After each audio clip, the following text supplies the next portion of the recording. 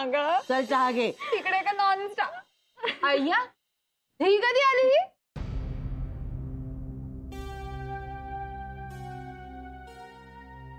अहो विजयाताईंना कलामंचच्या एक्झिबिशनची ऑर्डर मिळाली आहे ना,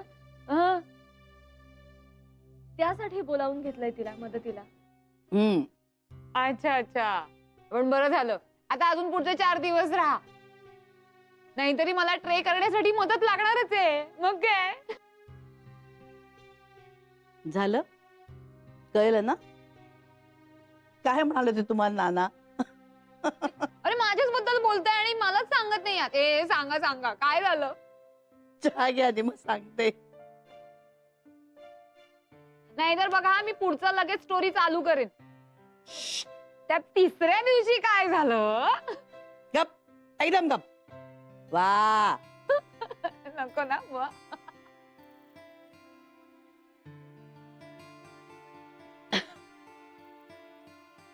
चहा घेणार आहेस का चित्रा? नाही माहित, मी घेते नंतर.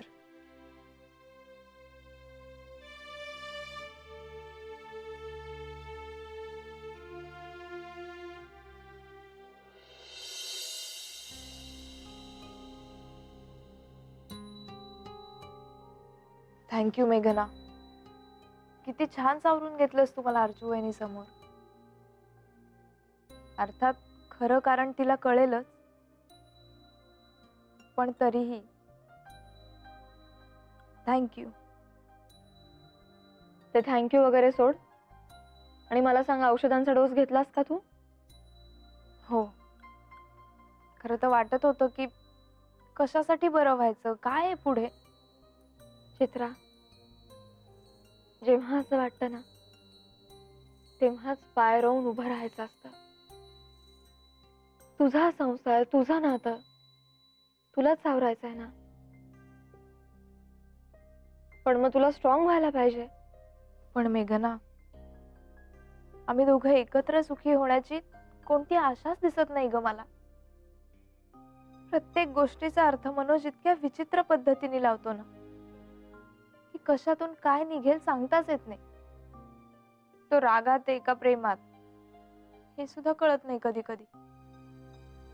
तुम्ही दोघेच असे हसून खेळून राहता ना, तसं काही घडतच नाही ग आमच्यात. तुला खरं सांगू चित्रा,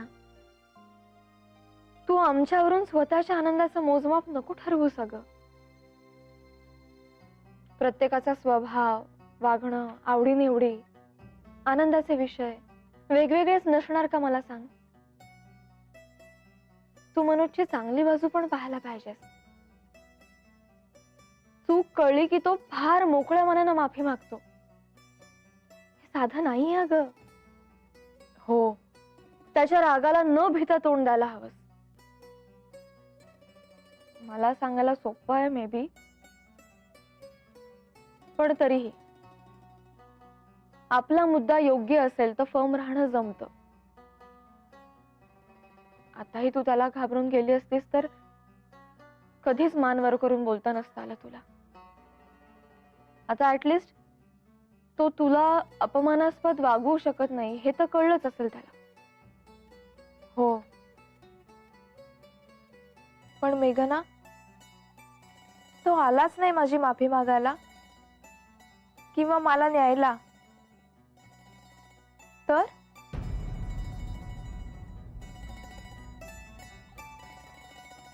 बाप रे, एवढं सगळं रामायण घडलं. मी असते ना तर मी ऐकूनच घेतलं नसतं. हे बघ अर्जू, तू ना सतीशची फुटपट्टी लावून त्याच्याकडे बघू नकोस. मनोज म्हणजे ना अगदी तिरसट माणूस आहे. साक्षात ब्रह्मदेव जरी खाली आला असता ना तरीही त्यानं बोलण्यावर ताळतंत्र ठेवलं नसतंच. नाही, आपल्या घरातली माणसं समंजस आहेत म्हणून ठीक आहे. त्याला फक्त समज दिली आणि परत पाठवला. दुसरं कोणी असतं ना तर झोडपून काढला असता. नाही म्हटलं तरी आदित्य, सतीश, अमित फुरफुरत होतेच, पण नाना माईंकडे बघून गप्प बसले ते. नानांनी मात्र सुनावलं त्याला चांगलं. म्हणाले त्याला की जोपर्यंत चित्राची माफी मागत नाहीये तोपर्यंत चित्राला त्याच्या बरोबर परत पाठवणार नाहीत. हो ना, मग आता येऊ देस त्याला, बघतेच मी. ए बाई बाई बाई, प्लीज अर्जू, जरा सांभाळून. नाही म्हणजे मनोज किती तिरसट आहे ना ह्याचा अनुभव आम्ही सगळ्यांनी घेतलेला आहे. तू उगाच काहीतरी तिचं चांगलं करायला जाशील आणि व्हायचं भलतच.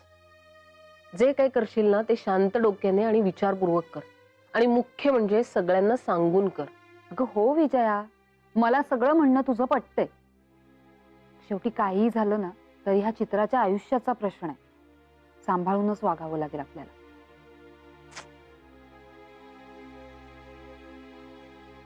काय मग खुश ना एकदम? लाडकी लेक आली ना. नाही चैतन्य सळसळलं का नाही परत घरात? अगदी खरंय. हा आता कसं अगदी छान वाटतं नाही आपलं घर. दृष्ट काढते बाई आज आपल्या पोरीची. तिकडे पण किती मित्रमैत्रिणी जमवले ट्रेनिंगला. अगदी तुमच्यासारखे आहे हो जगन मित्र. काय गमती जमती सांगते रंगवून रंगवून. माझी तर हसून हसून पुरेवाट झाले अगदी. तुम्ही म्हणतात अगदी खरं. हा आता कसं घर अगदी भरल्यासारखं वाटतं. मला कुठे भेटली अजून पण? आता येईल बघा नाचत नाचत. सारखी मला विचारत होती नाना कधी येणार आहेत, नाना आले का, नाना कधी येणार आहेत, नाना आले का, असं विचारत होती जणू काही मी कोणीच नाहीये तिची.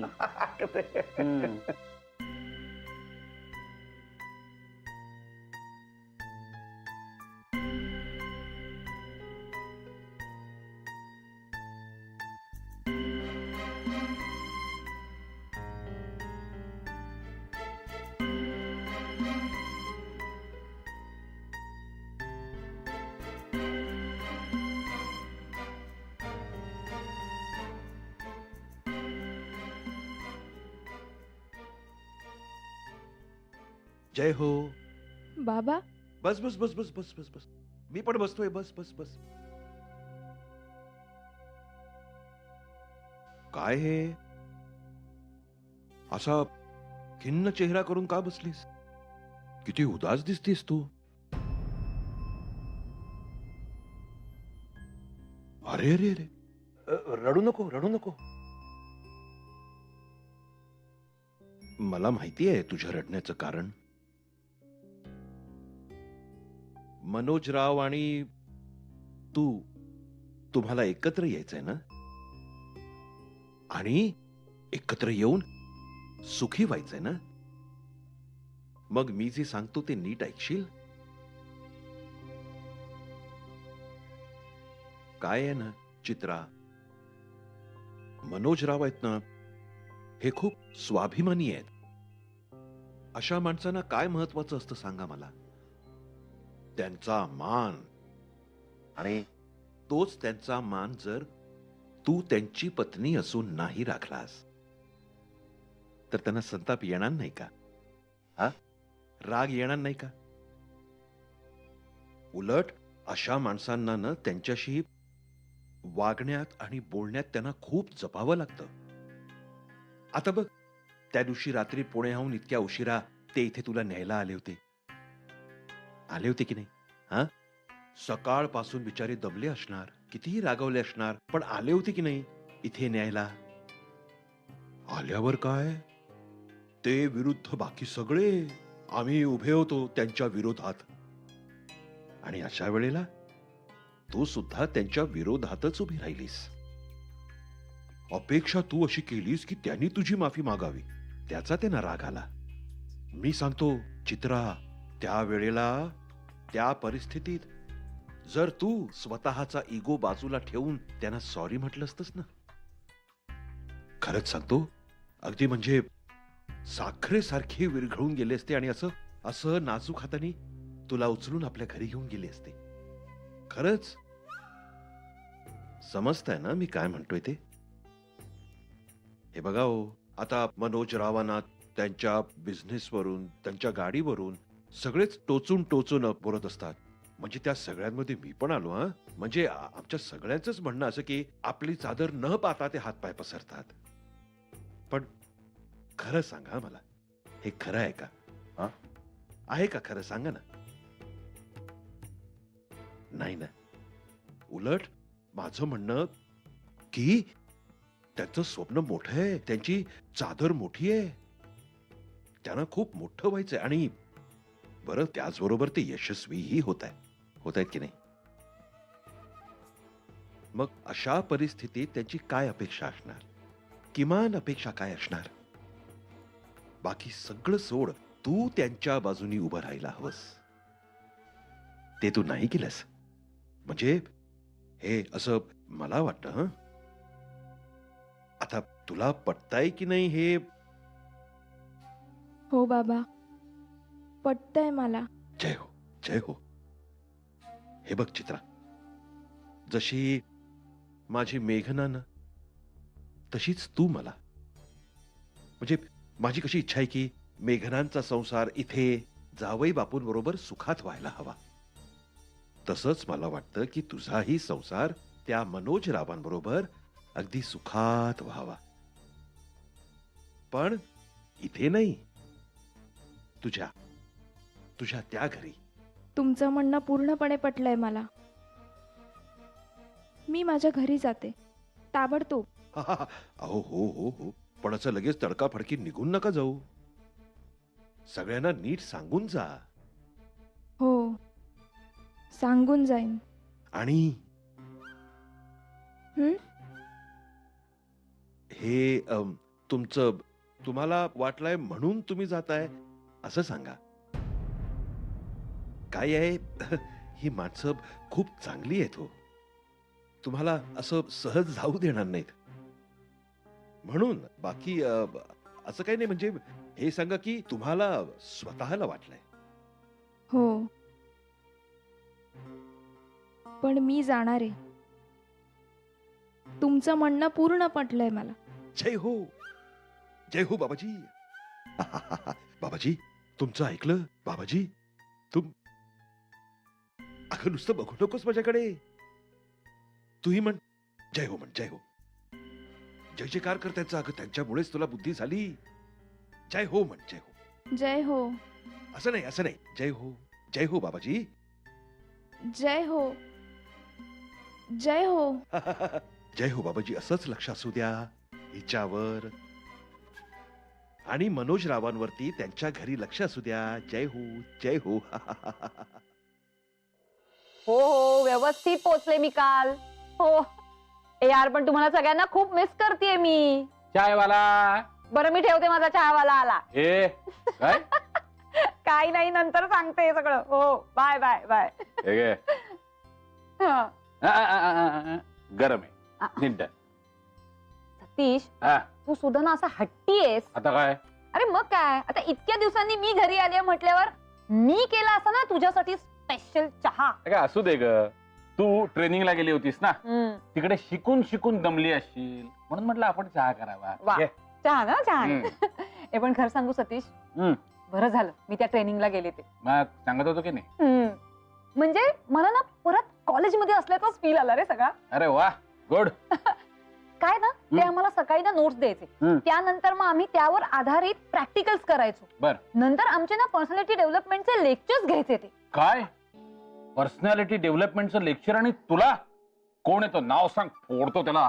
सतीश, तुला ना मी बर बर बर बर बर बर. आणि ही जर मी ही सगळी लेक्चर्स तुला आणि मयूला दिली तर? काय? मला आणि मयूला? का? अगं अर्चू, आमचं वय, बुद्धिमत्ता, आकलन शक्ती, शिक्षण, उंची यामध्ये काही फरक आहे की नाही? अरे पण असं काय करतोय? जे मी शिकले तेच मी तुम्हाला शिकवेन ना. आणि या सगळ्याचा ना त्याच्याशी काहीही संबंध नसतो, कळलं म्हणजे? का? हे बघ, पर्सनॅलिटी डेव्हलपमेंट म्हणजे काय असतं? तुमची स्वतःची ओळख, हा, त्यानंतर तुमचा आत्मविश्वास, हा. एकमेकांशी असलेला संवाद, हा. हे सगळं. नाही नाही, पण तरी देखील मी आणि मयू अरे एकत्र. पण काय हरकत आहे? म्हणजे तुम्ही तुमच्या कुवतीप्रमाणे सगळं समजून घ्या ना. नाही नाही, तुझा मुद्दा बरोबर आहे. हा. पण अर्चू, मी काय म्हणतो, समजा फक्त मी आणि मयू याच्या ऐवजी तू सगळ्या देसाईवाडीला लेक्चर दिलंस तर? म्हणजे किमान मी, आदित्य, अमित, मेघना, विजया, मयू, साक्षी, पल्लव सगळे एकत्र बसलो तर? What a bad idea. Solid आहे. चालेल चालेल चालेल. चालेल चालेल चालेल. काय? आणि ते 200 ट्रेस कोण करेल मग? तुम्ही आहात की त्याच्यासाठी? काय आम्ही? स्टेप बाय स्टेप रे.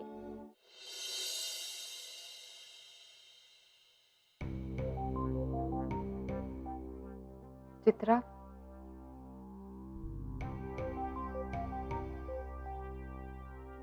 मला सगळं कळलंय. वहिनी, मी येणारच होते तुझ्याशी बोलायला, पण मनोजने असं वागायलाच नकोय. हे बघ चित्रा, तू घाबरू नकोस.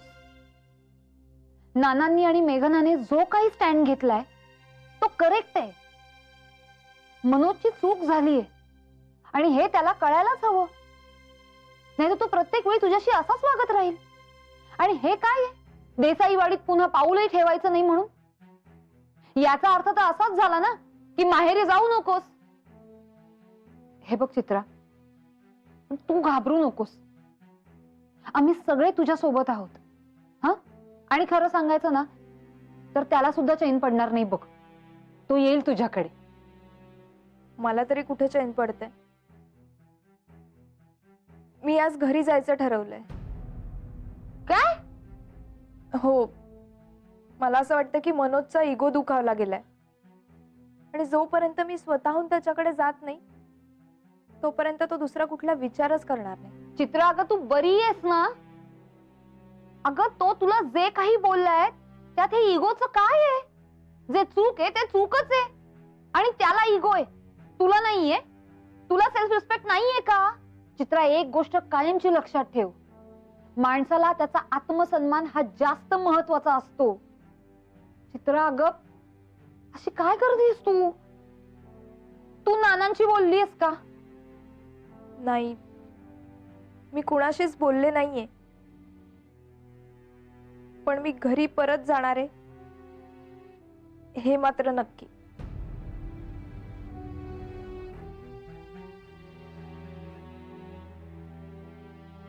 हे बरोबर आहे ना असं? उत्तम उत्तम, अगदी व्यवस्थित. यार, काय ग, काय झालं? चित्रा म्हणतीये की ती घरी जाते म्हणून. काय?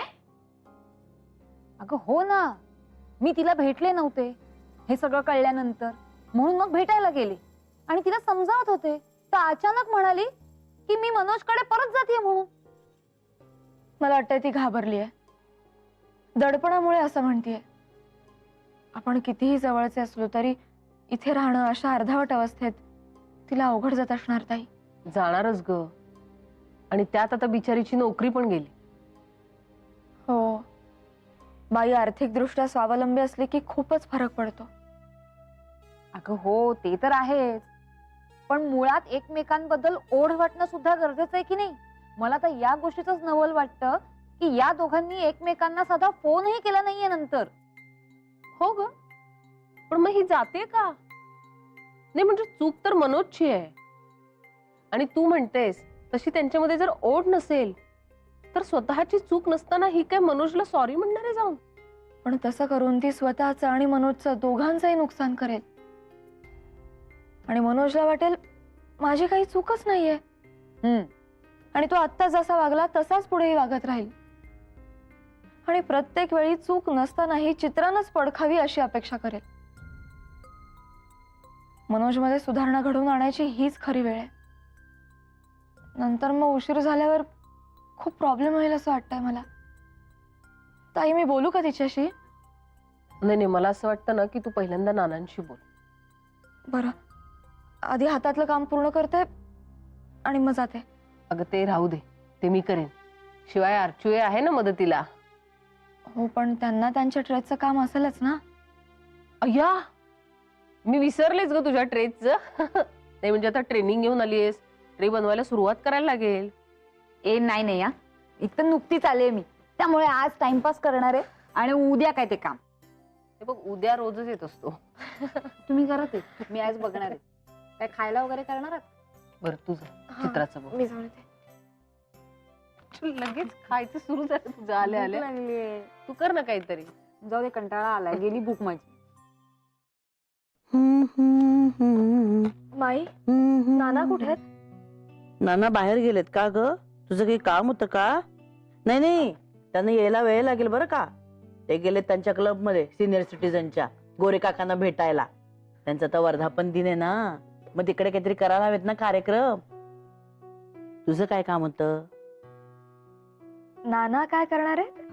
नाना सगळ्यांचे लीडर ना. नाही म्हणजे त्यांच्यात सुद्धा आपापसात सारखे वादविवाद होत असतात हो, पण आपण कसं नानांचं सगळं ऐकतो तसं तिकडे पण ऐकतात. नाना म्हणतील ते ब्रह्मवाक्य.